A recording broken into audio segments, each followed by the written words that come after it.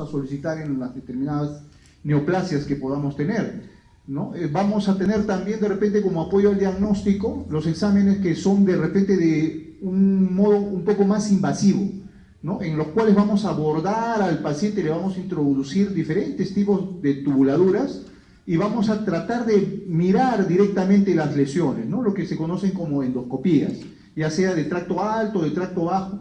Entonces esto nos facilita la posibilidad de observar directamente las lesiones, ¿no? Para poder nosotros tener una idea de repente de cuál es el tipo morfológico cuando lo complementemos con el estudio de anatomía patológica, ¿no? El estudio de anatomía patológica nos permite que podamos estudiar aquellas muestras que son,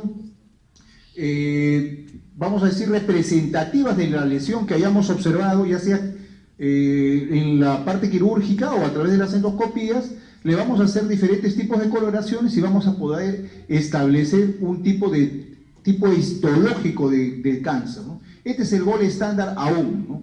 Con esto nosotros determinamos que una neoplasia pertenece a una determinada estirpe, ¿no? No hay nada más completo que esto aún en la actualidad, ¿no? Entonces, lamentablemente el poder llegar a este tipo de diagnóstico que viene a ser el diagnóstico final, con el cual vamos a poder determinar qué tipo de neoplasia tiene la persona, partiendo del hecho que resulta de poder acceder a la muestra de una forma medianamente a intensamente invasiva, ¿no? Porque muchas veces tomamos la muestra ya cuando tenemos de repente una cirugía que tenemos que hacer. Entonces es una forma muy invasiva a veces de poder llegar a un diagnóstico, ¿no? Entonces, en lo que corresponde a la patología clínica, al estudio de laboratorio, se ha tratado de encontrar métodos que sean un poco menos invasivos, que sean mucho más fáciles de poder tener información de este tipo de enfermedades, en este caso neoplasias, que nos permitan elaborar un diagnóstico también que más o menos se acerque a lo que pretendemos ser. Lo que pretendemos encontrar, ¿no? Sin que llegue de repente, aún en la actualidad, con todo el avance que ha podido haber, inclusive de la biología molecular, de poder establecer un diagnóstico que reemplace a los exámenes que se pueden obtener por el estudio de observación de tinciones histológicas o tinciones inmunohistoquímicas, ¿no? Que se hacen en los estudios de anatomía patológica. Sin embargo, el tema de los marcadores tumorales son pruebas que tratan de alguna manera suplir de este vacío, ¿no? En el cual, sin tener una prueba que sea invasiva, pueda darnos información. Entonces, ¿qué tipo de información nos puede dar estas pruebas de marcadores tumorales? Ya lo vamos a ver, ¿no? Entonces, un primer, digamos, punto sería definir qué cosa es un marcador tumoral, ¿no? Hay muchas definiciones en la literatura, yo he escogido 2, hasta 3 de repente, pero todas tienen vamos a decir, un punto común, ¿no? Se relaciona al tipo de sustancia que viene a ser, ¿no? Puede ser una molécula, sustancia o proceso para este investigador, ¿no? Y que van a encontrarse alterados, ya sea cuantitativamente o cualitativamente, denotando una condición que va a significar un inicio o un cáncer establecido netamente, ¿no? Y que puede ser detectado ya sea en cualquier líquido biológico, pero la idea es pues que lo detectemos en un líquido biológico que sea accesible, ¿no? Como, por ejemplo, el líquido sanguíneo, que vendría a ser el líquido por excelencia, ¿no? También se puede a veces detectar en determinados fluidos biológicos, como la saliva, orina, pero como les digo, ¿no? Lo fundamental es tratar de encontrar el poder dosar los marcadores en un fluido biológico que sea accesible, como una muestra de sangre, por ejemplo. Entonces, en general, el Instituto Nacional de Cáncer de los Estados Unidos define a un marcador tumoral, como ya lo hemos mencionado, como una sustancia, la cual puede ser producida por una célula tumoral en crecimiento o puede ser producida por un organismo como respuesta al crecimiento de este tumor. Es decir, el ser humano puede producir una sustancia que puede ser en respuesta al crecimiento de un determinado tumor, o puede ser el mismo tumor el que pueda al momento de crecer producir esa sustancia que luego nosotros vamos a dosar en sangre como marcador tumoral. ¿no? Lo podemos basar, como ya les dije, en sangre o cualquier otro fluido, ¿no? Ahora, este marcador nos debería de determinar un estadio evolutivo de la enfermedad, ¿no? Ya sea que empieza a crecer y denotarnos cuál es la actividad de esta neoplasia que está en proceso de evolución, ¿no? En proceso de crecimiento. Entonces, con este gráfico vamos a hablar un poco de la historia, ¿no? El poder utilizar una sustancia que se produce cuando hay una enfermedad neoplásica se ha buscado desde hace muchos años. Desde los años 1800, desde que se empezó a estudiar de repente la proteína de Benz-Jones, que es una proteína que se encuentra elevada en los pacientes que hoy por hoy, bueno, se conoce que tienen una enfermedad de corte neoplásico, que es el mieloma múltiple, ¿no? Es una enfermedad neoplásica de las células plasmáticas, las que se encargan de producir anticuerpos. Los anticuerpos tienen una configuración y dentro de esa configuración van a tener cadenas ligeras, ¿no? Entonces estas cadenas ligeras que aumentaban en esos años, que no se llegaba a saber qué cosa era, en los pacientes que tenían mieloma múltiple se estudiaba su orina de estos pacientes y se veía que se formaba un precipitado. Entonces este fue el primer, digamos, reporte de un marcador tumoral utilizado en un fluido biológico, en este caso la orina, ¿no? Entonces posteriormente se han encontrado, conforme se ha ido perfeccionando, digamos, los conocimientos de bioquímica, la configuración, digamos, bioquímica, valga la redundancia, que tienen estas moléculas, ¿no? Ya lo hemos dicho, puede ser cualquier tipo de sustancia, que puede ser hormonas, isoenzimas o proteínas, ¿no? Esto es importante para la forma en que nosotros lo vamos a diagnosticar en el laboratorio, para la forma en cómo vamos a encontrar estas sustancias. Y uno de los puntos clave en la evolución de poder utilizar estas herramientas como diagnóstico, los marcadores tumorales, es el desarrollo de los denominados inmunoensayos. Yo sé que muchos colegas vuestros de repente en sus diferentes clases de práctica han revisado o han comentado de repente sus maestros acerca de lo que son los inmunoensayos. Yo al menos en mi práctica lo trato siempre de resaltar, ¿no? Porque este tipo de pruebas, inmunoensayos, revierten una especificidad muy importante cuando de buscar sustancias en el organismo se trata. Entonces nosotros podemos buscar una determinada sustancia, vale decir un agente infeccioso, por poner un ejemplo, ¿no? Una proteína de un virus, del VIH, por ejemplo, la proteína P24. O podemos buscar una molécula, ¿no? Como en este caso el antígeno prostático específico, que tiene una configuración. Y la vamos a encontrar a través de estos denominados inmunoensayos. Y fíjense, los inmunoensayos se empezaron a desarrollar en 1960. Yo sé que si de repente les hablo de inmunoensayos, no les va a ser muy familiar, pero si les hablo de ELISA, por ejemplo, sí, a la vez van a tener una, vamos a decir, una visión un poco más de repente panorámica de qué cosa es un inmunoensayo. El ELISA es un tipo de inmunoensayo, ¿no? Entonces, es un método que se ha empleado para el dosaje de marcadores tumorales.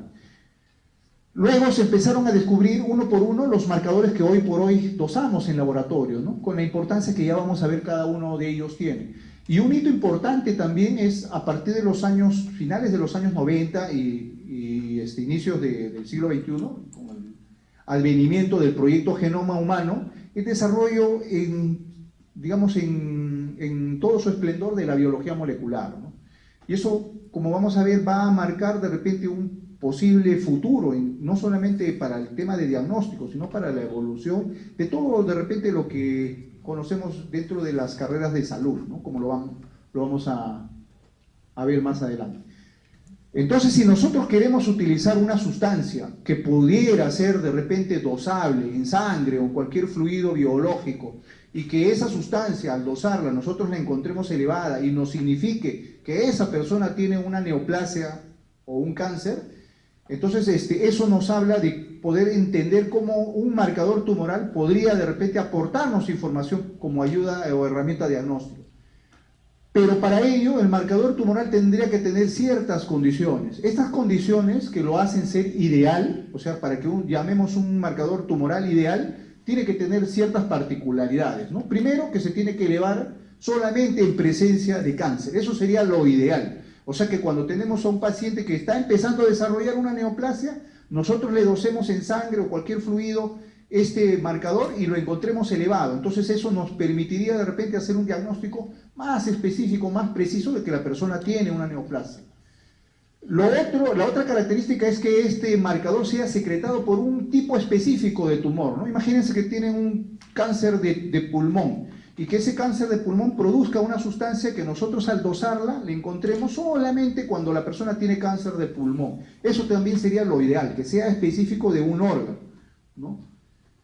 Que sea detectable en sangre, que es el líquido más accesible, digamos, el fluido que podemos a toda persona, pequeña, grande, universalmente dosarle y buscarle ahí digamos, la prueba de que esa persona tiene cáncer, ¿no? Que sea cuantificable, o sea, que lo podamos medir en cantidad, que sea algo objetivable, ¿no? Y que esa cantidad nos represente la extensión del tumor, o sea, que mientras más cantidad tenga, la persona nos dé un indicio de que la enfermedad está o bien más avanzada o que tiene un tumor, una extensión mucho más, digamos, invasivo, ¿no? Y eso tiene que correlacionar con la evolución del tumor. Es decir, que si la persona está en pleno inicio del desarrollo de esta enfermedad, sea mínima la cantidad de este marcador que podamos encontrarle, y si la persona llega a su punto de diseminación generalizada, es decir, una metástasis total, encontremos su punto máximo de cantidad de esta sustancia, ¿no? Lo mismo que cuando le damos tratamiento y el tratamiento está funcionando, esta cantidad dosable disminuye. Entonces, esto sería de repente la gráfica ideal de este marcador tumoral en el contexto de poder hacer un dosaje de un determinado tipo de cáncer, ¿no? Entonces establecemos un valor de corte que se va a conocer como el valor umbral o valor normal. Entonces determinamos que una persona, mientras esté, digamos, normal, no tenga neoplasia, su valor se va a mantener por debajo de ese umbral, ¿no? Mientras que si empieza a desarrollar un cáncer incipiente, in situ, su valor empieza a subir por encima de este umbral. ¿Okay? Eso sería un marcador ideal, que lo podamos medir, cuantificar apenas se presenta una neoplasia, ¿no? Que mientras sea localizado, la extensión o la medida, la concentración de este marcador no sea tan alta, ¿no? Que mientras ya sea metastásico, llegue a un punto máximo, ¿no? Y que también al momento de recibir tratamiento, de repente este valor del marcador tumoral disminuya, ¿no? O sea, es decir, cuando el tumor o la neoplasia entra en remisión. Y que también si se produce una recaída, ¿no? O una reactivación del tumor, podamos dosarlo de acuerdo a cómo es esa recaída, ¿no? Entonces, eso es lo que consideramos el desarrollo de un marcador tumoral ideal, ¿no?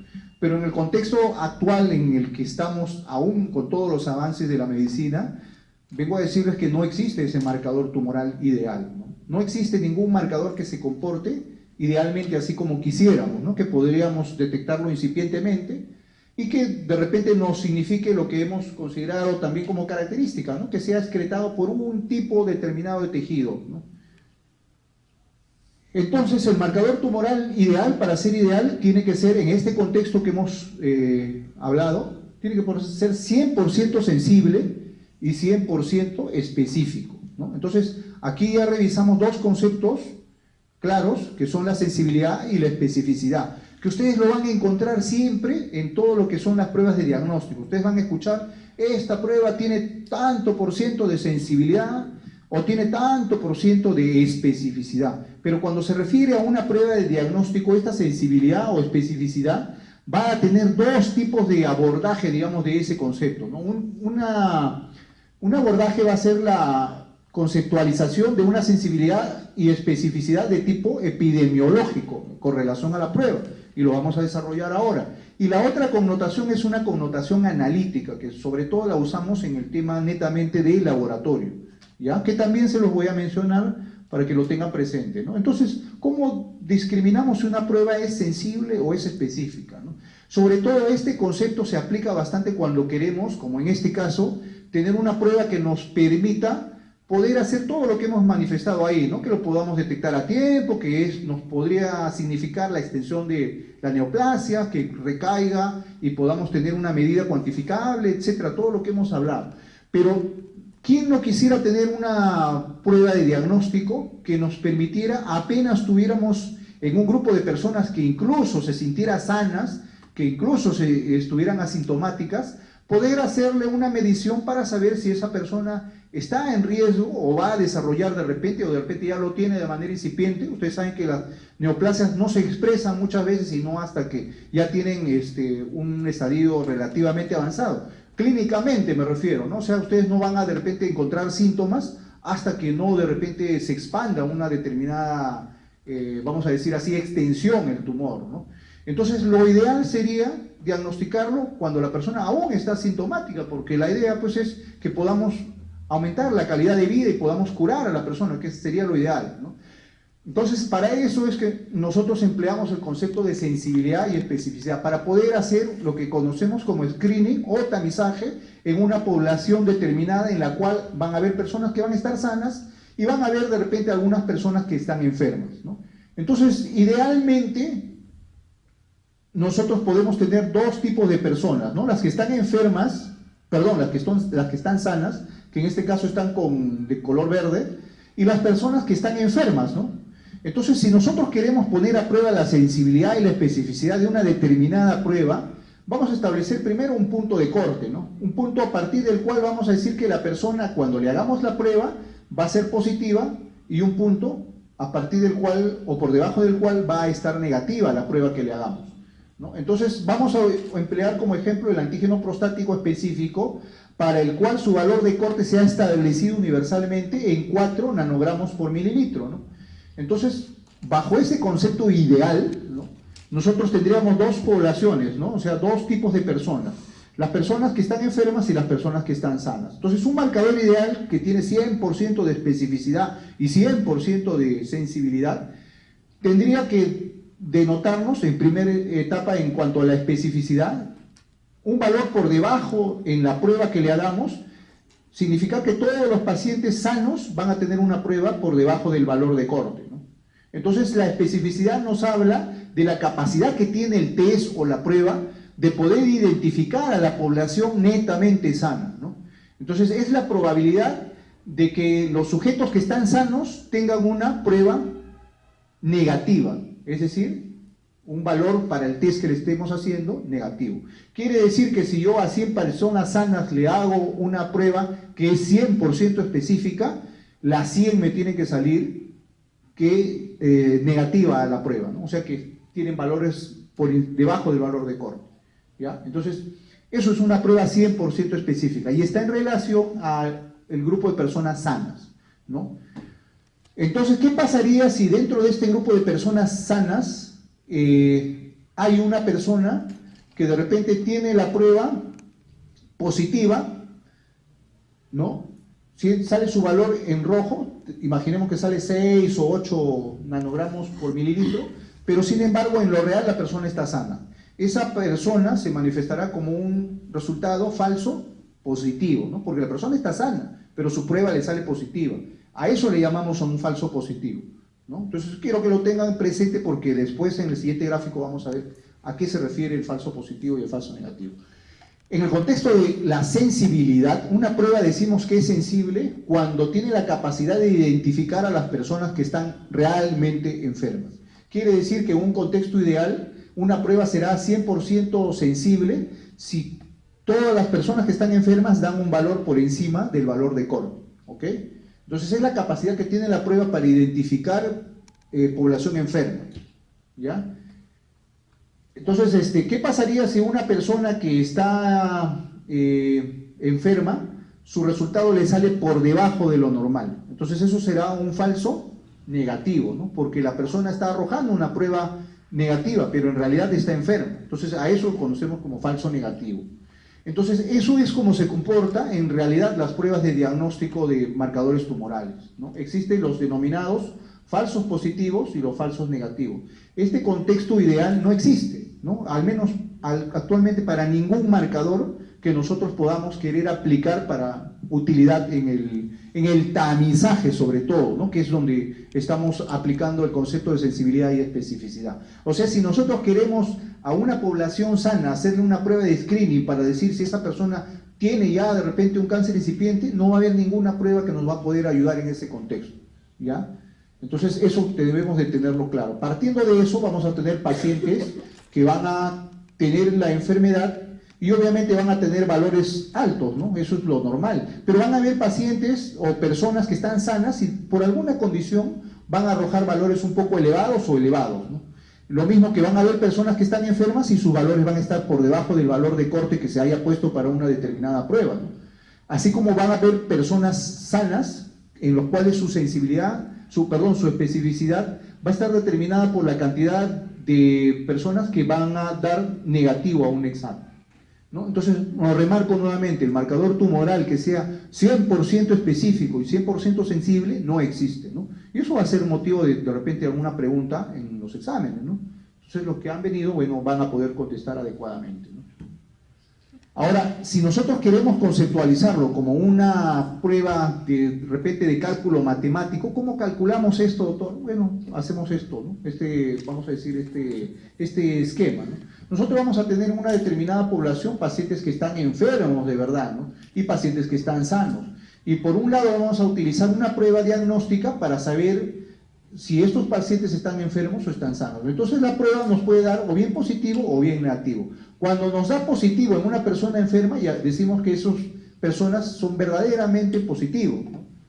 Pero mientras que cuando la persona está sana y nos da positiva la prueba, diremos que esta prueba es falsamente positiva, ¿no? Lo mismo, si una persona está enferma y su resultado sale negativo, entonces este será un falso negativo, ¿no? Mientras que si está sano y su resultado sale de la prueba diagnóstica negativo, entonces diremos que es un verdadero negativo. Entonces en números podemos también decir que la sensibilidad es el cociente de los verdaderos positivos, o sea, los que están enfermos y tienen prueba positiva, en relación al total de enfermos, ¿no? Que viene a ser la suma de los verdaderos positivos más los falsos negativos. Y correspondientemente la especificidad se denotará como los verdaderos negativos, que vienen a ser los que tienen prueba de diagnóstico negativo y están sanos, sobre el número total de pacientes que están sanos, que viene a ser la suma de falsos positivos más verdaderos negativos, ¿no? Ahora, yo les había dicho que había un concepto, esto que hemos revisado es lo que corresponde a sensibilidad y especificidad desde el punto de vista epidemiológico, ¿no? Hay un concepto que se utiliza en laboratorio, netamente en laboratorio, y que está en relación, digamos, a la capacidad, vamos a decir, a la performance netamente de la prueba, que se denomina también sensibilidad y también especificidad, pero de tipo analítico, ¿no? Entonces llamaremos sensibilidad analítica cuando en una determinada prueba nosotros hagamos un dosaje y de repente encontremos que la prueba tiene la posibilidad de detectar cantidades muy reducidas de un determinado analito, de una determinada sustancia. Entonces diremos que una prueba tiene una mejor sensibilidad cuando pueda detectar menores cantidades, ¿no? Cuando pueda de repente ser sensible y cuando pueda detectar cantidades minúsculas de una determinada sustancia que queremos nosotros cuantificar, analizar. Mientras que su sensibilidad no será tan buena cuando de repente se necesite una gran cantidad, una gran concentración de esa sustancia para que recién arroje un resultado detectado. También utilizamos el concepto de especificidad analítica cuando en un determinado fluido, vamos a decir la sangre, nosotros queremos determinar, por ejemplo, glucosa, ¿no? Por poner un ejemplo, ¿no? Entonces decimos que la prueba que está haciéndose para dosar ese analito, en este caso el ejemplo la glucosa, va a ser específica o va a tener una especificidad analítica cuando me pueda dosar solamente glucosa, porque sabemos que en sangre también hay urea, también hay creatinina, hay una serie de sustancias que podrían de repente ser interferentes, pero la capacidad de tener una especificidad analítica de la prueba es cuando puede detectar específicamente lo que nosotros queremos y no los interferentes que podrían estar en esa mezcla de sustancias, ¿no? Es un concepto un poquito ya de repente más relacionado al laboratorio, como les digo. Yo les he tratado de dar un resumen que les permita tener una idea de qué cosa es lo que revisamos. Entonces, vamos a pasar a hablar acerca de lo que es la realidad. Pues un marcador tumoral no existe, entonces, ¿cómo son los marcadores en la realidad? No son lo suficientemente específicos para encontrar una determinada elevación en un determinado cáncer, ¿no? Van a existir situaciones que no son cáncer, que son a veces condiciones patológicas, sí, pero no asociadas a neoplasias, determinadas enfermedades que también pueden promover el aumento de un determinado marcador tumoral. Por ejemplo, vamos a poner como ejemplo el antígeno prostático específico en el cáncer de próstata. Se eleva en cáncer de próstata, sí, pero también se puede elevar más o menos en hiperplasia benigna de próstata. A veces hasta por hacer un tacto rectal se puede elevar levemente este valor, ¿no? Por encima del valor que hemos puesto de Cor.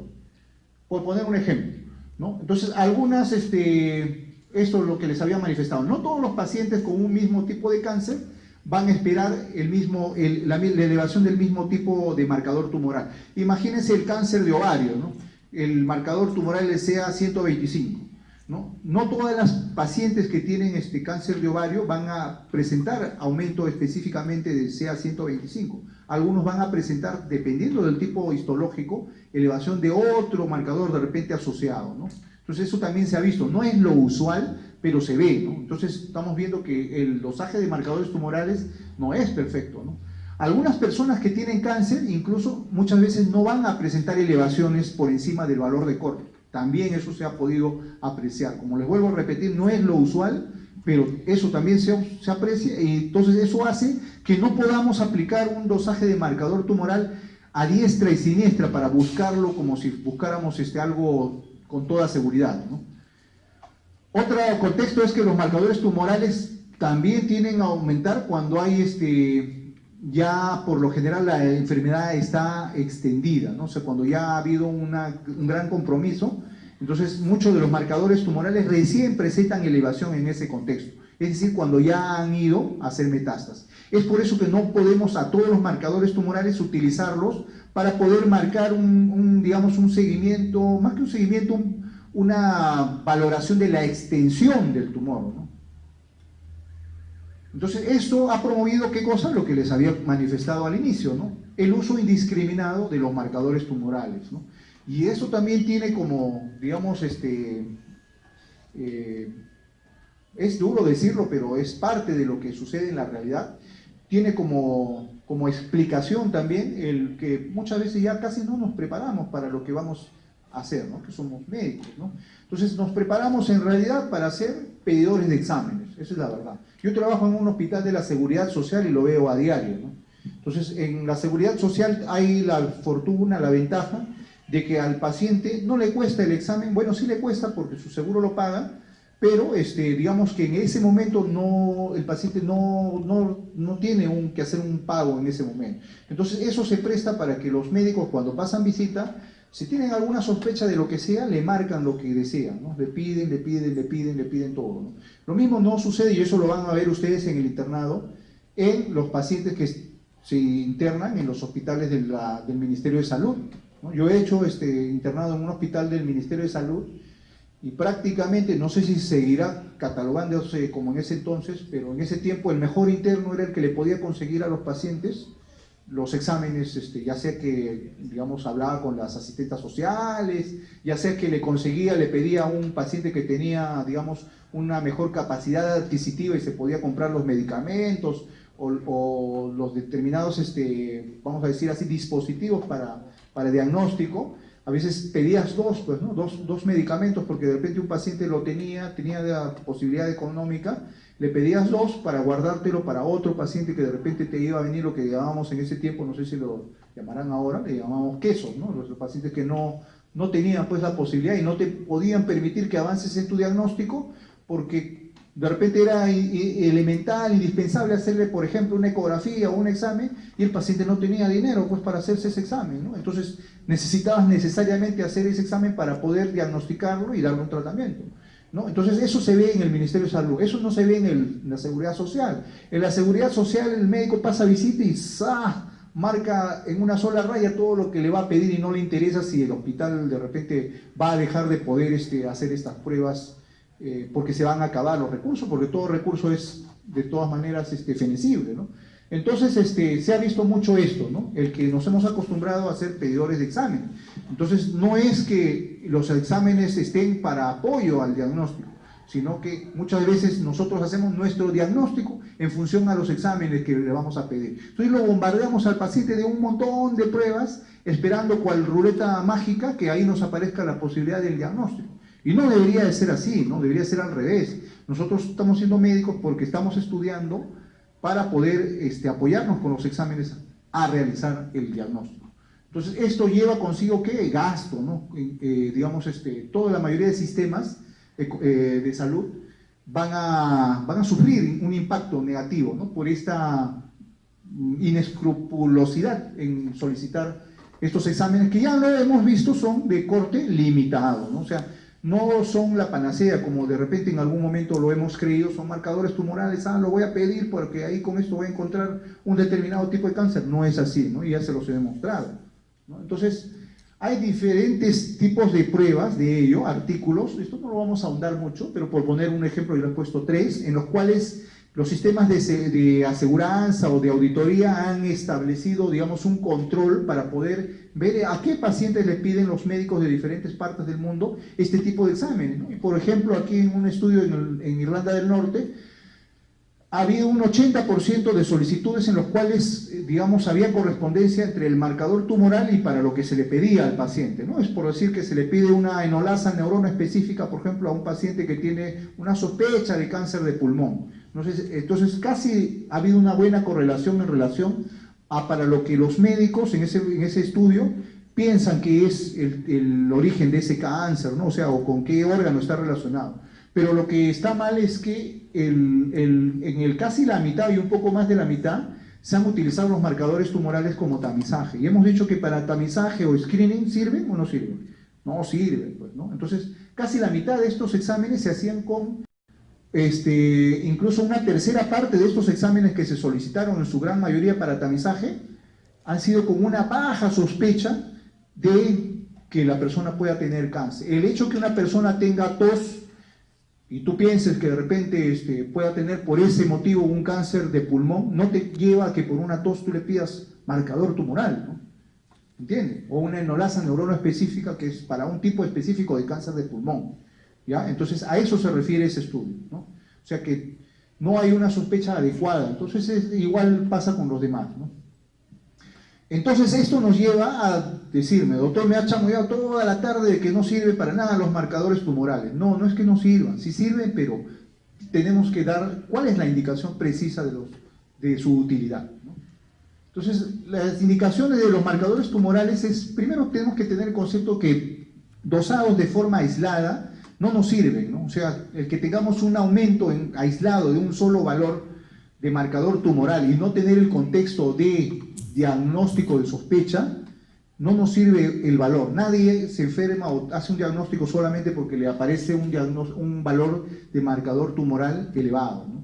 Entonces tiene que haber una sospecha, tiene que haber una serie de síntomas que nosotros vamos a establecer como posibilidad de cáncer, ¿no? Y que producto de eso hay una posibilidad de que el marcador tumoral se haya elevado, ¿no? No sirven para el tamizaje, eso también lo hemos establecido, ¿no? De repente el marcador que más o menos se ha establecido que pudiera tener una importancia en el tamizaje es el antígeno prostático específico elaborado o realizado a personas, varones obviamente, ¿no? Por encima de cierta edad. Ustedes no lo van a creer, pero cuando yo era residente de patología clínica en el Hospital Rebagliati, en un determinado momento me enviaron a que haga como una suerte de auditoría, de pesquisa en todos los pisos para ver por qué se estaban agotando los marcadores tumorales, porque lo pedían a diestra y siniestra, todos los pisos lo pedían, ¿no? Entonces cuando me fui a ver por qué lo pedían por las causas más irrisibles, ¿no? O sea, las cosas más ridículas. A veces a pacientes que entraban por diagnóstico de apendicitis, por ejemplo, le pedían un marcador de cáncer de pulmón. Habían ya en el extremo, digamos, de la exageración, había personas, mujeres, perdón, a los cuales le pedían antígeno prostático específico, ¿no? Entonces es digamos, el punto ya de repente exagerado, pero suele suceder, ¿no? Entonces, lo vuelvo a reiterar, no sirve para el diagnóstico precoz, ¿no? En poblaciones que no tengan síntomas, ¿okay? Sí pueden tener una importancia para contribuir cuando queremos establecer en el diagnóstico, pero en el contexto de que tengamos una determinada prevalencia, incidencia de un determinado cáncer en una determinada población, o que tengamos un determinado grupo etario que sea, digamos, prevalente un determinado tipo de cáncer. Por ejemplo, en las mujeres, ¿no? ¿Cuál es el cáncer más prevalente en las mujeres? Hoy por el de mama, ¿no? Hace un tiempo fue y están así, ¿no? Hay años en que es más el de mama, hay años que es más el de cuello uterino. ¿no? Entonces esas son poblaciones que son prevalentes a partir de cierta edad, en los cuales sí de repente a esa determinada población podría aplicarse un, vamos a decir así, apoyo diagnóstico de marcadores tumorales, pero nunca para una suerte de tamizaje, ¿no? Entonces el marcador tumoral se tiene que valorar, nos puede servir para valorar, ¿qué cosa? La extensión de la enfermedad, algunos marcadores, no todos, ¿no? Por eso es que lo he puesto así como un signo de pregunta, 3, porque no es en realidad es el fin, ¿no? Para valorar el estadio, muy pocos marcadores tumorales pueden, con su valor, o sea, mientras más altos salgan, marcarme que la enfermedad está más avanzada. Nos sirven sí para predecir pronóstico en la mayoría de casos, o sea, para saber si la persona va a responder al tratamiento, ya sea quirúrgico o de quimioterapia, ¿no? Un marcador tumoral elevado en la gran mayoría de casos nos revierte, muy elevado, nos revierte digamos, un mal pronóstico con relación a uno que está recién elevándose poco, ¿no? Nos permite predecir recidiva, o sea, recaída del paciente que ya ha estado en tratamiento. Esa es una de las aplicaciones que se le da hoy por hoy, ¿no? Pero sobre todo, la respuesta al tratamiento, que viene a estar de la mano con la predicción de la recidiva, ¿no? Es básicamente en ese aspecto en que nosotros tratamos de utilizar los marcadores hoy por hoy. Entonces, que nosotros podamos predecir si un tratamiento ha sido efectivo, ¿no les parece que significaría que le hagamos un primer valor de corte basal para después del tratamiento valorarlo si ese nivel bajó, ¿no? Esa es la forma correcta, ¿no? Cuando nosotros pedimos un marcador dentro de la sospecha de una neoplasia, le pedimos un valor inicial porque queremos saber después del tratamiento cómo se va a ir esa enfermedad en realidad, si va a recaer o no, porque esa es en realidad hoy por hoy la utilidad más, vamos a decir así, más contundente, ¿no? Y eso lo van a ver en cada uno de los marcadores que les voy a presentar a continuación. Todo se resume en eso. No me sirve para el diagnóstico, para el screening. Me sirve para el diagnóstico cuando está asociado a un cortejo de síntomas de sospecha, que ya lo vamos a ver, ¿no? O cuando tenemos el antecedente familiar de que han tenido una determinada persona, un determinado cáncer, y en ese contexto yo estoy casi de repente obligado a pedirle un marcador tumoral, ¿no? Cuando está de repente el valor demasiado elevado y ese valor por lo general ya no va a significar una enfermedad que no sea cáncer, ¿no? Y eso lo vemos acá, ¿no? ¿Cómo optimizamos nosotros el pedido de nuestros marcadores? Entonces, cuando nosotros encontremos concentraciones de este marcador elevadas, muy elevadas, casi siempre va a significar que esa persona tiene cáncer versus una elevación leve o moderada, ¿no? Que puede asociarse a otras enfermedades. Pero como todo en medicina, ¿no? Y como todo en la vida en realidad, todo es relativo, ¿no? Entonces nosotros de repente no podemos hacer un dogma de ello, de que siempre una elevación muy elevada va a significar que siempre va a ser cáncer, ¿no? Es en la gran mayoría de casos, ¿no? Entonces, mejor dicho de otro modo, pensaremos en que estamos afrontando una neoplasia cuando encontremos un valor elevado, ¿no? Muy elevado. Entonces nos habla de que es más posible que sea una neoplasia a que sea una enfermedad no neoplásica. Entonces tenemos que tener en cuenta también ciertas patologías benignas. La mayoría de estos marcadores tumorales son sustancias biológicas, ¿no? Entonces, como toda sustancia biológica, tiene un metabolismo, se excreta en determinados en determinados órganos. Entonces van a ver estas moléculas, muchas veces se van a metabolizar en el hígado, se van a excretar en el riñón. Entonces cuando tengamos afecciones de estos órganos, ya sea por hepatopatías crónicas o por insuficiencia renal, estas moléculas no se van a poder eliminar o metabolizar, entonces se van a acumular en la sangre. Y no van a significar que de repente la persona tenga una gran enfermedad, sino que producto de esta enfermedad concomitante, o sea que está asociada, va a producirse de repente una elevación, ¿no? Dentro de las preguntas que yo he entregado a la cátedra para poder hacer el examen, hay una pregunta relacionada a eso. Recuerden, ¿no? El que haya una elevación moderada de un determinado marcador puede a veces estar asociado, si en el contexto del caso clínico usted se encuentra que la persona tiene insuficiencia renal y el aumento es leve, pueden pensar que ese aumento sea debido de repente a la enfermedad de fondo que tiene el paciente, ¿no? Una insuficiencia renal que está promoviendo que se acumule pues, el marcador y no se pueda eliminar adecuadamente, ¿no?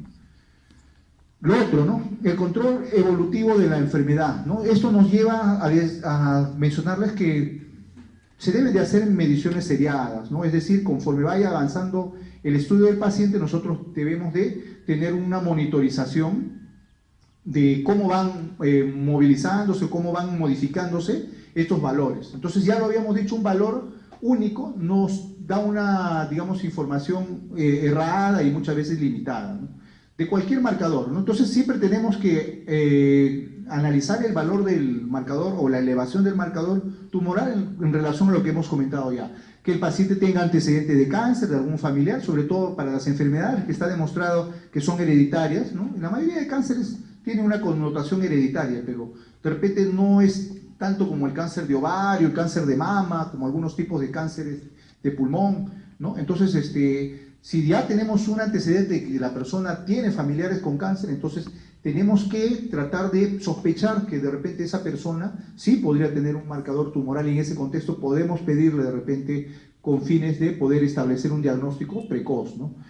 Va a ser prevalente por edad y sexo, ya lo hemos mencionado, y va a tener sobre todo en la parte clínica, nosotros como médicos tenemos que asociarlo siempre a la presencia de un cuadro constitucional, ¿no? O sea, baja de peso, astenia, o lo que signifique la presencia de síntomas de un determinado órgano específico, ¿no? Habíamos mencionado la tos en relación al cáncer de pulmón.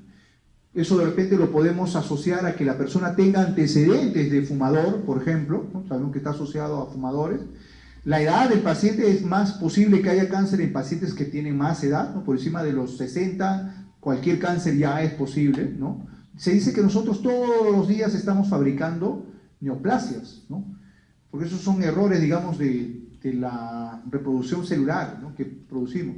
Lo que pasa es que nuestro sistema inmunológico los detiene, los ataca, las elimina, esas células cancerosas.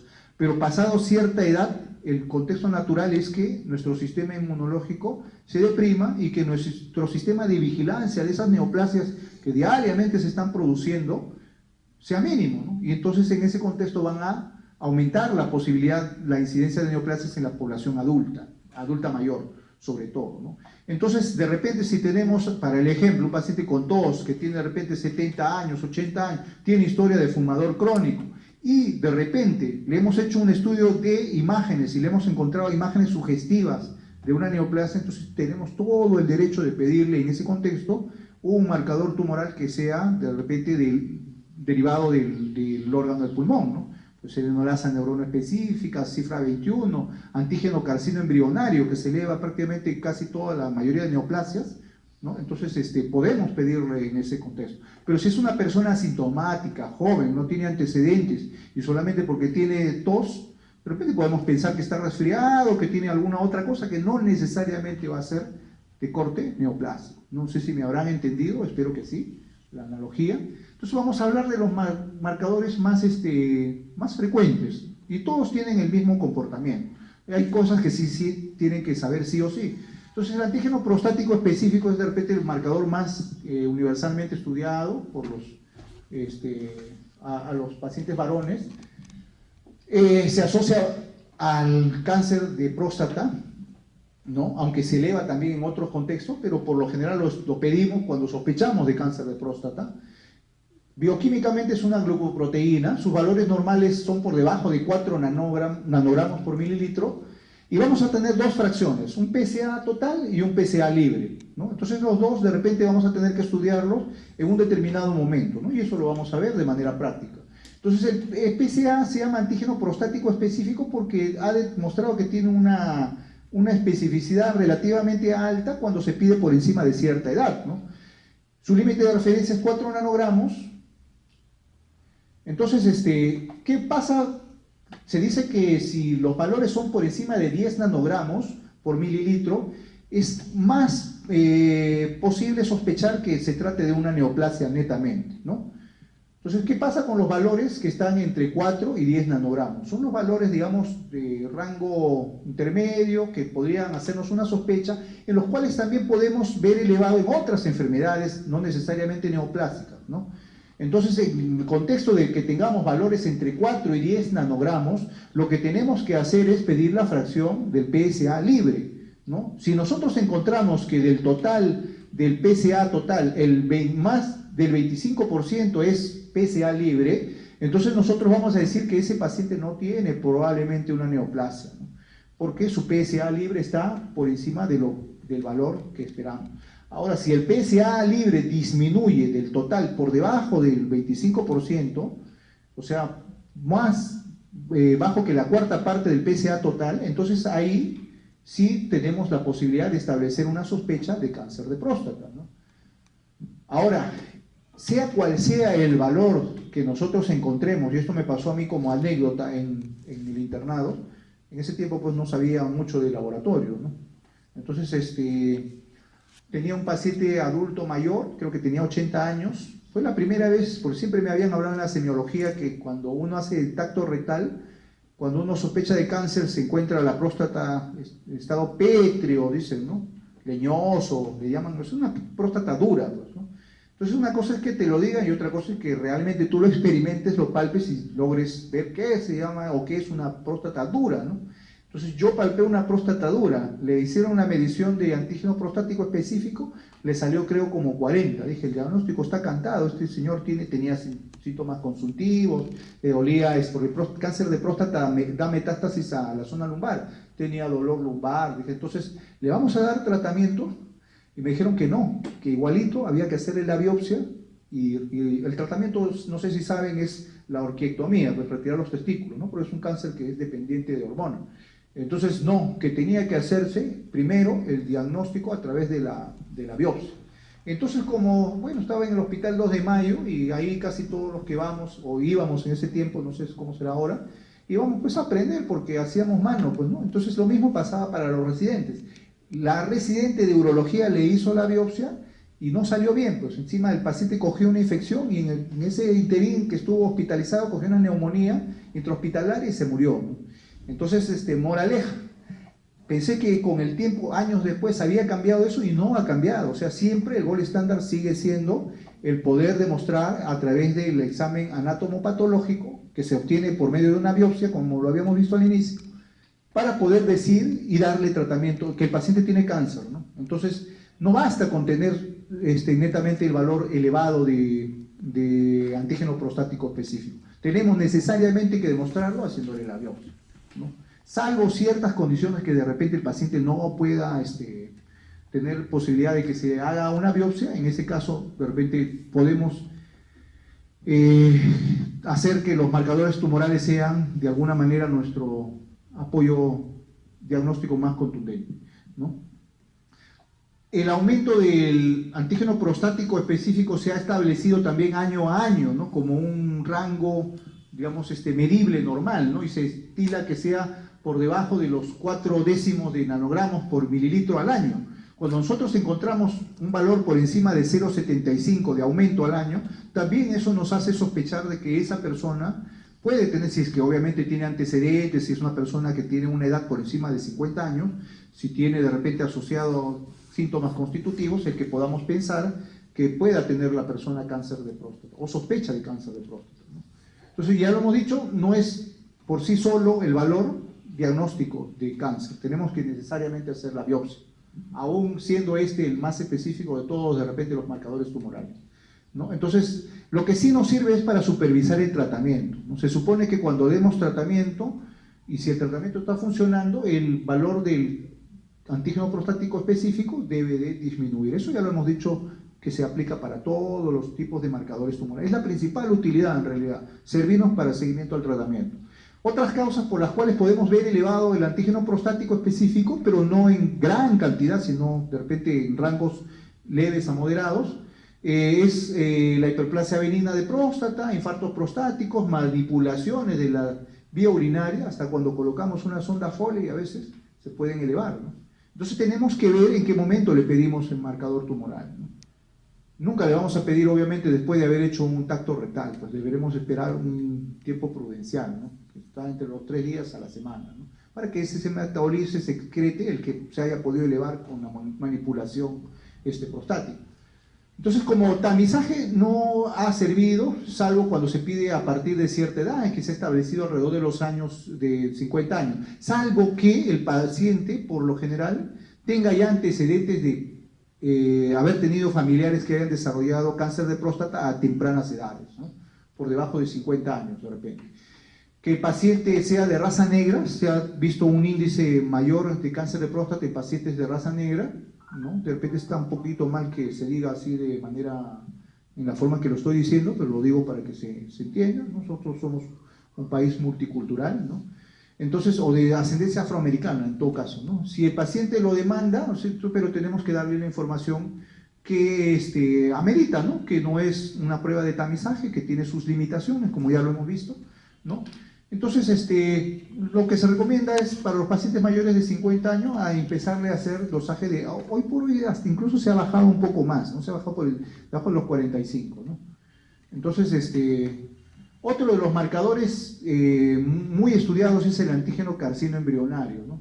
Bioquímicamente también es una glucoproteína, ¿no? Está asociado sobre todo, o lo estudiamos cuando tenemos sospecha de cáncer de origen intestinal, ¿no? Cáncer colorectal, ¿no?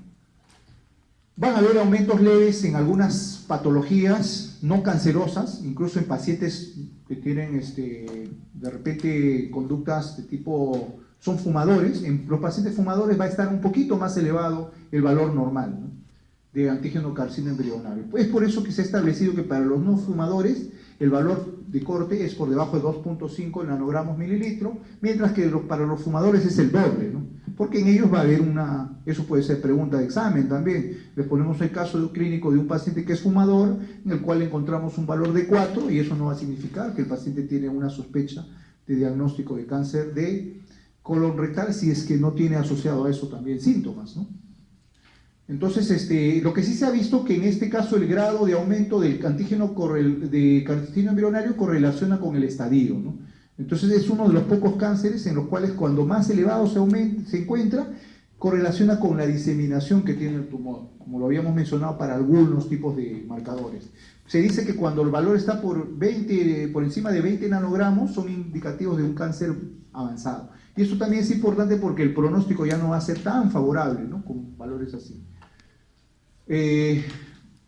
Más o menos un tercio de los pacientes que tienen tratamiento van a tener recurrencia, y la forma de poder encontrarlo va a ser justamente monitorizando el antígeno carcino embrionario. No sirve entonces para monitorizar el tratamiento, ¿no? La monitorización, para resumir, se hace cada 2 a 3 meses, ¿no? Y implica que después de un tratamiento, por lo general quirúrgico, nosotros tengamos que hacer mediciones sucesivas cada 2 a 3 meses, ¿ya? Porque se ha encontrado que tiene una buena correlación con el estadio o con la recaída que podría tener este tipo de neoplasia.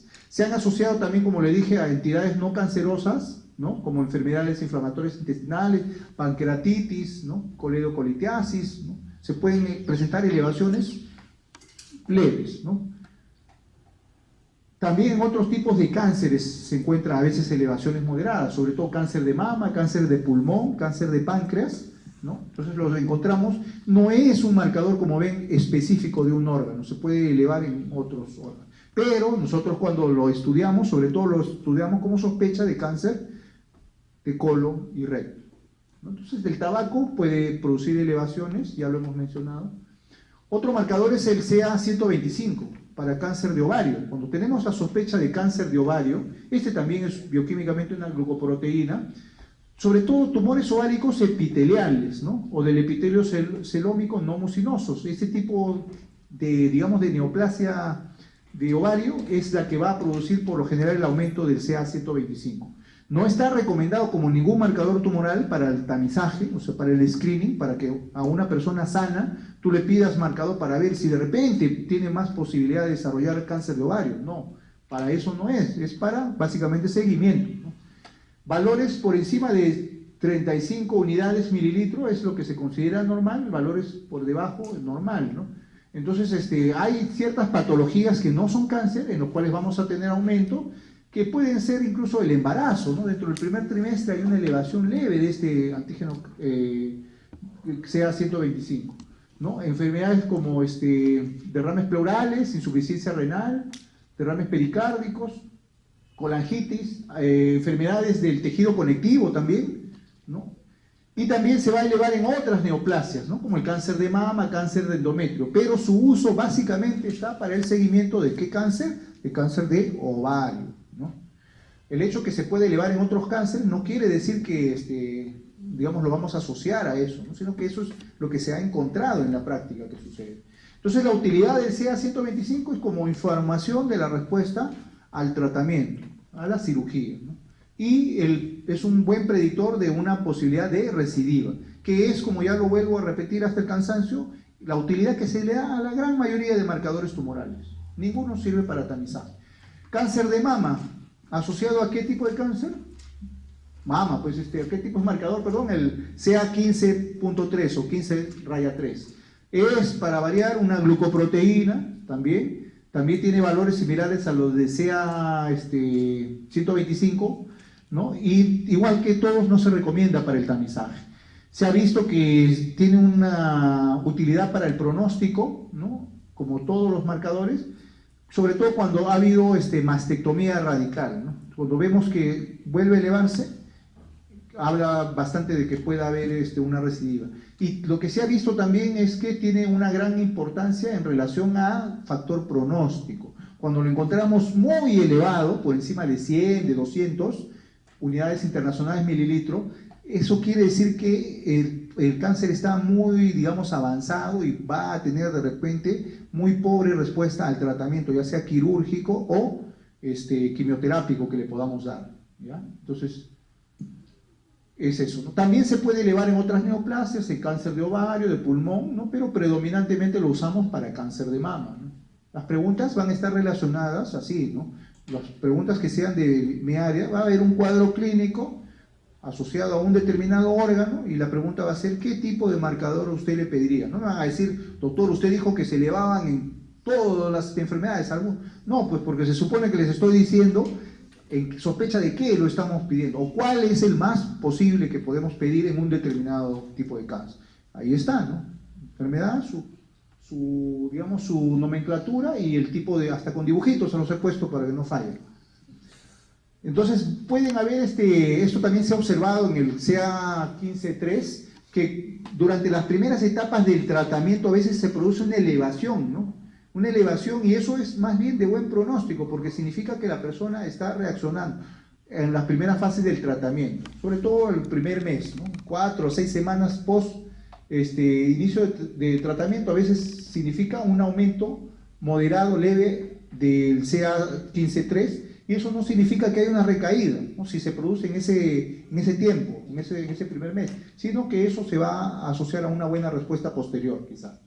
Por eso les decía, ¿no? Los marcadores tumorales no se miden una sola vez, se van midiendo conforme va pasando el tratamiento. Para eso nos sirve en realidad, para monitorizar el tratamiento. Sea 19.9, que me hice este año por una sospecha.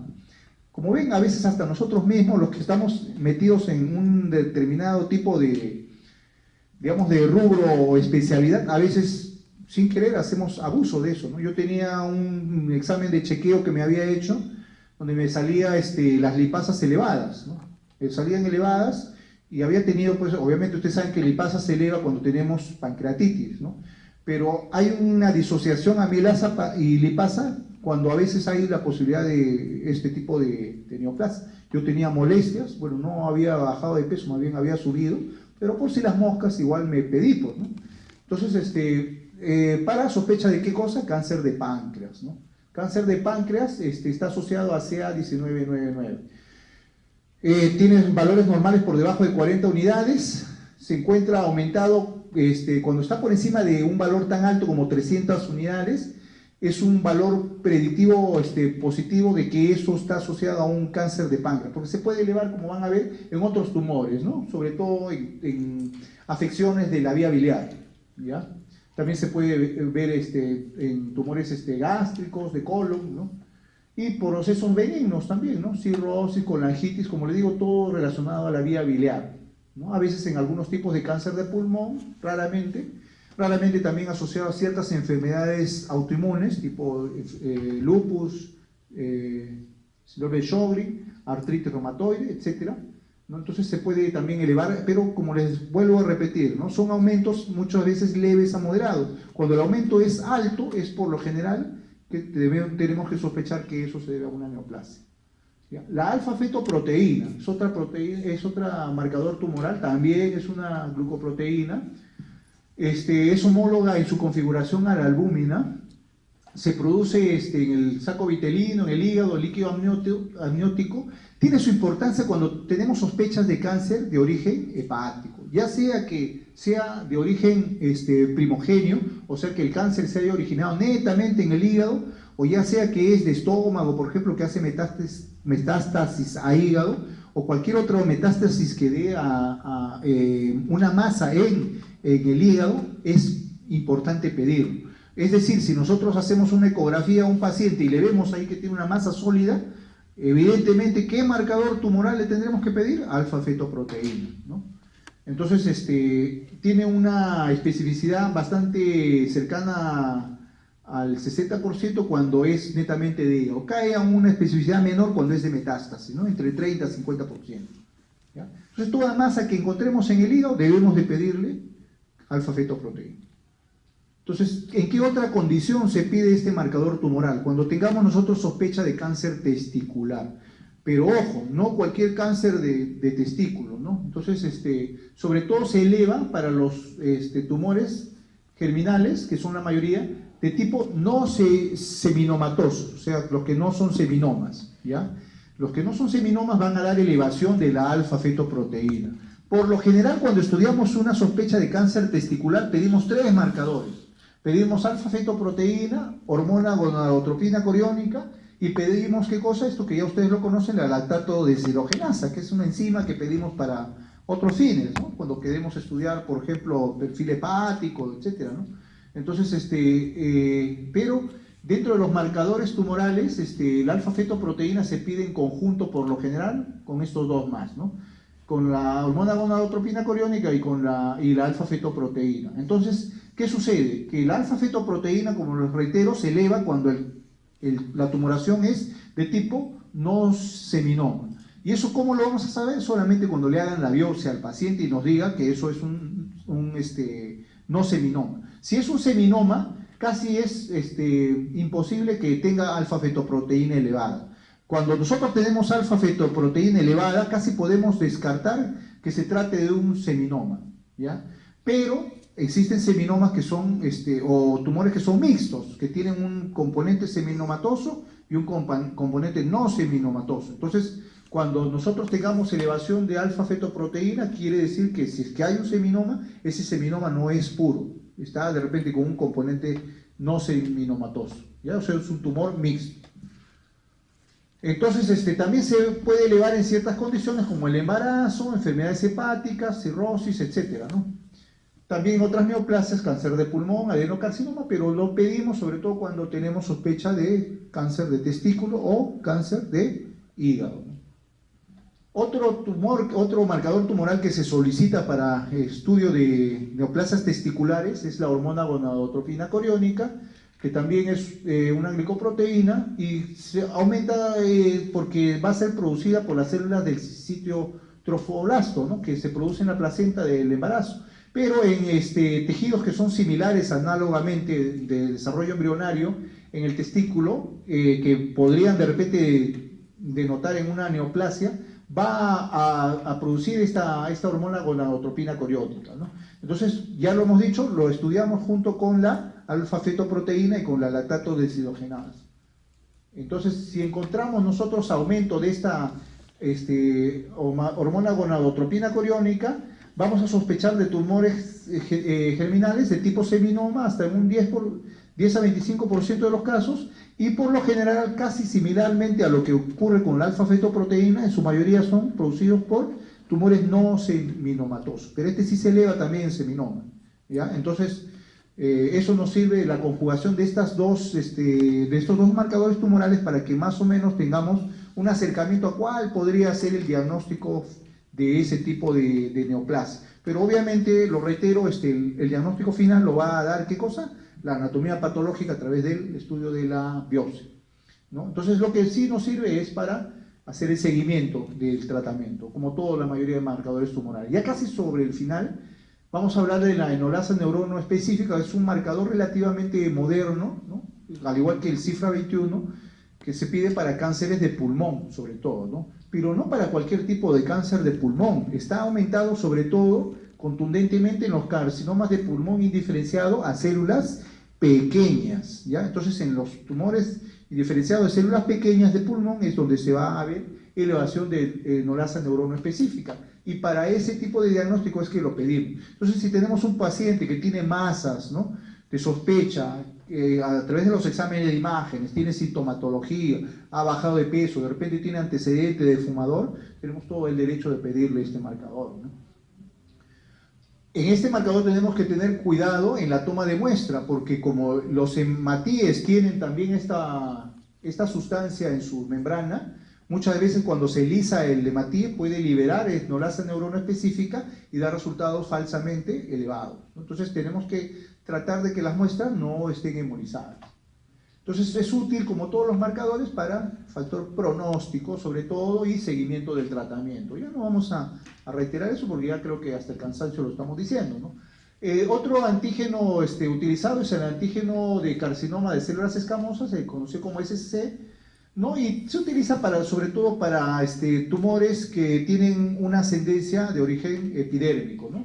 Sobre todo los de cuello uterino, ¿no? Algunos tipos de cáncer de epidermoide de pulmón, algunos tipos de cáncer de vejiga también, junto con el marcador BTA, que también se pide con vejiga, para vejiga, ¿no? Y todos, el contexto, digamos, reiterado es de que no sirve para hacer un screening o tamizaje, sirve para medir pronósticos o seguimiento del tratamiento.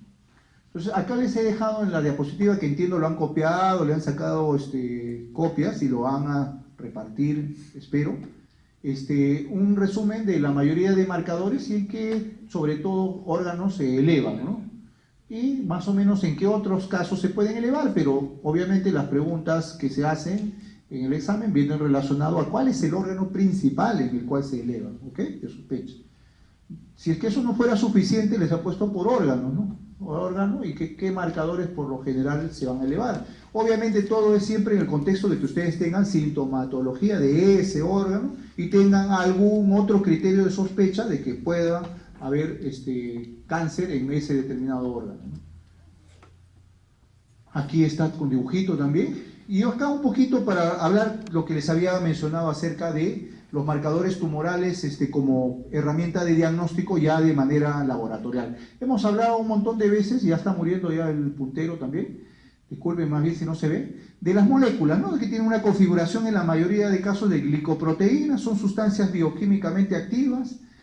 ¿Qué cosa es una glicoproteína? Bueno, es una unión de un componente digamos, de carbohidrato con un componente de proteína. Finalmente, una proteína, ¿qué cosa es? Es una construcción de unidades de, ¿qué cosa? Aminoácidos. Eso lo saben por sus conocimientos básicos de bioquímica, entiendo, ¿no? Entonces, al ser un componente proteico, va a tener determinadas regiones que se van a comportar como ¿qué? Como antígenos. Seguramente en sus estudios de inmunología han de repente repasado qué cosa es un antígeno, ¿no? Es una sustancia, o bueno, es un componente bioquímico que puede ser reconocido, ¿no? Y como tal puede ser reconocido inmunológicamente. Y como puede ser reconocido inmunológicamente, entonces vamos a poder nosotros identificarlo, buscarlo, ¿no? Y ese es el fundamento de cómo nosotros estudiamos los marcadores tumorales cuando queremos buscarlos, ¿no? Entonces nosotros hemos dicho que cuando hay un tipo de neoplasia, estos marcadores van a empezar a elevarse. ¿En qué líquido? En la sangre, es lo que buscamos, ¿no? Entonces tomamos una muestra de sangre a la persona, lo centrifugamos y vamos a tener esto que es el suero del paciente, donde esperamos que esté el marcador tumoral elevado, este componente. ¿Y cómo lo vamos a reconocer al hacer la prueba? Con el complemento, pues, del antígeno. ¿Cuál es el complemento de un antígeno? El anticuerpo, ¿no? Entonces, este anticuerpo en la práctica, digamos, de los avances de diagnóstico, ha sido fabricado o elaborado o producido ya por industrias de detección, ¿no? Industrias de diagnóstico, que van a producir los famosos kits de diagnóstico, ¿no? Entonces, es un kit de diagnóstico por ELISA. ¿De qué marcador tumoral? De PSA. Tiene diferentes componentes, estas botellitas que ven, pero sobre todo tiene una placa donde van a haber pocillos. Este es el ejemplo de un pocillo, ¿no? Que son pocillos de un plástico que se llama poliestireno, al cual el fabricante le habrá colocado el anticuerpo monoclonal específico para detectar ese marcador tumoral, ¿no? O la parte antigénica de ese marcador tumoral que lo hace diferente a cualquier otra sustancia y que puede ser reconocido por el anticuerpo. Ese es, digamos, el fundamento de cómo hacemos la detección de esos marcadores. Entonces, lo que va a suceder es que ese marcador tumoral en sangre se va a unir en el pocillo, cuando nosotros lo apliquemos, estos son los pocillos de poliestireno, se va a unir a su anticuerpo complementario que lo va a reconocer si es que está, si es que no está, se va a ir con el lavado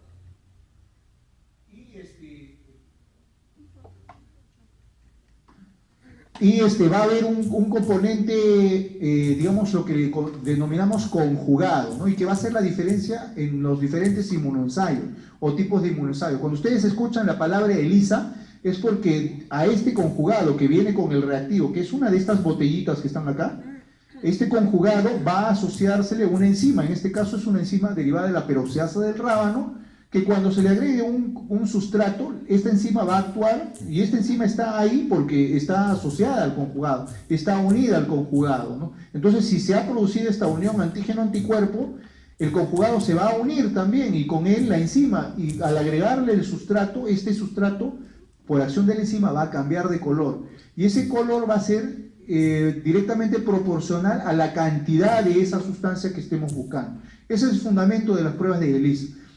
Hoy por hoy, ¿se acuerdan que les había hablado de sensibilidad analítica, que es la capacidad de detectar sustancias pequeñas o en menores concentraciones? Una prueba que tiene mucho menor sensibilidad analítica, que es lo que queremos. No queremos detectar la sustancia cuando ya esté en grandes cantidades, porque eso puede significar que ya el tumor está diseminado mucho, ¿no? Entonces queremos detectarlo cuando esté en pequeñas cantidades. Entonces, unas pruebas que tienen mejor sensibilidad analítica son los inmunoensayos de tipo quimioluminiscencia o electroquimioluminiscencia. Para efectos, digamos, del avance tecnológico, la prueba de ELISA en realidad es una prueba ya bastante obsoleta, ¿no? Entonces hay pruebas que tienen mejor sensibilidad analítica, que permiten detectar concentraciones más pequeñas, ¿no? Entonces, pero el fundamento es similar, ¿no? ¿Quién es ella? Angelina Jolie. Angelina Jolie, ¿no? Entonces ustedes dirán, ¿por qué la pone ahí, doctor? ¿Qué tiene que ver? Ya estamos terminando. Angelina Jolie es una actriz famosa, ha hecho muchas películas, muchas de ellas no me gustan, ¿no? Es una actriz bastante comercial, pero ganó notoriedad últimamente porque, y eso de repente lo han oído y es el motivo por el cual lo he puesto aquí, porque se hizo pues una mastectomía o farectomía radical porque le encontraron un determinado marcador, ¿no? Ella tenía familiares, su mamá me parece que había sufrido cáncer de ovario, entonces ella se hizo una prueba que es el estudio de la mutación BCRA, el famoso BRCA, que se asocia a cáncer de seno, ¿no? Y cáncer de ovario. Entonces, como ella tenía este gen, entonces ella dijo, pues, ¿no? O seguramente se lo recomendaron sus médicos, era muy probable que ella vaya a desarrollar una neoplasia de seno o de ovario. Entonces, eso es a lo que apunta, digamos, la biología molecular, ¿no? Hacer de lo que actualmente conocemos, que no podemos conseguir con los marcadores tumorales molecular, digamos, por medición antigénica, ¿no? Que vendría a ser los inmunoensayos, en los cuales nosotros tratamos de hacer una medicina preventiva, ¿no? Prevenir, a ver, y lo hemos visto, no podemos hacer prevención porque lamentablemente no sirven para el screening estos marcadores. Entonces, a través de la biología molecular se trata de hacer una medicina más, en este caso ya no preventiva, sino predictiva, ¿no? O sea, tratar de saber qué es lo que puede tener dentro de sus genes la persona o las mutaciones que pueda tener, que lo asocie de repente a la susceptibilidad de tener una determinada afección, en este caso el cáncer, ¿no? ¿Quién no quisiera saber si realmente va a tener en un determinado tiempo un riesgo de poder desarrollar cáncer, ¿no? Hoy por hoy existen pruebas de biología molecular por las cuales se pueden hacer estos estudios, ¿no? Entonces lo que se trata es de buscar, ustedes habían visto que cuando nosotros queremos hacer la detección por ELISA o cualquier inmunoensayo, lo que buscamos es la molécula, ¿no? de la proteína,